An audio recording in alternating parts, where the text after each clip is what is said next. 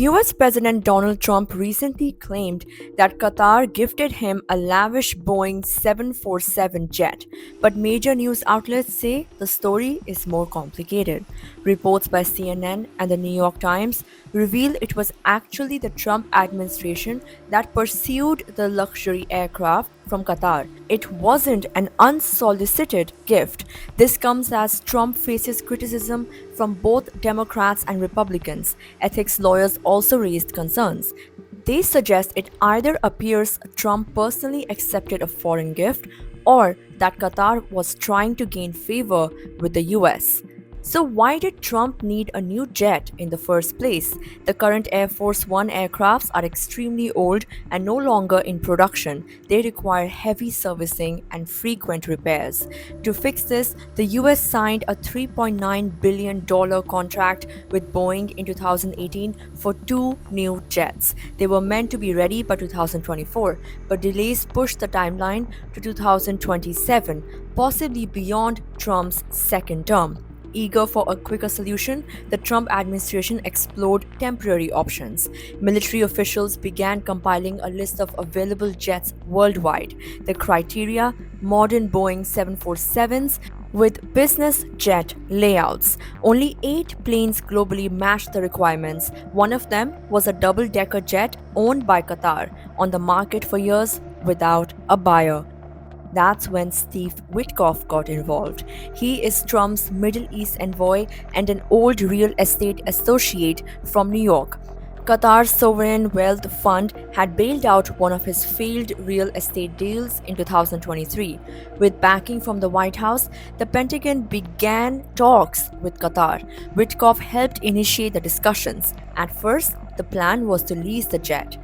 This plane, built in 2012, is estimated to be worth $150 to $180 million today. Aerospace engineer Mark Folkrod told NYT he once tried helping Qatar sell it. The jet landed in Florida on February 15 near Trump's Mar-a-Lago resort. Trump toured it. According to reports, he was instantly impressed. Love at first sight, the New York Times wrote. The aircraft is opulent. It features a lounge, a communication center, and a medical-ready master bedroom. It even includes a business class section with 12 lie-flat seats, all standard for Air Force One. As discussions progressed, talks shifted from leasing to a potential sale or even a donation. One senior official said Qatar was agreeable to a no-charge transfer. Witkoff reportedly always believed it would be a donation. Qatar hasn't confirmed that. In contrast, some Qatari officials reportedly expected to sell the plane, not gift it. Still, on May 11, Trump posted on social media that the plane would be a gift free of charge. Some reports claimed the plane was worth $400 million, but CNN noted it had depreciated. The NYT also reported it costs about $25,000 per hour to operate and $35,000 to charter. A round trip from Doha to Florida could cost around $1 million. Despite Trump's public statements, the deal isn't final according to reports. Media reports say legal teams on both sides are still negotiating terms.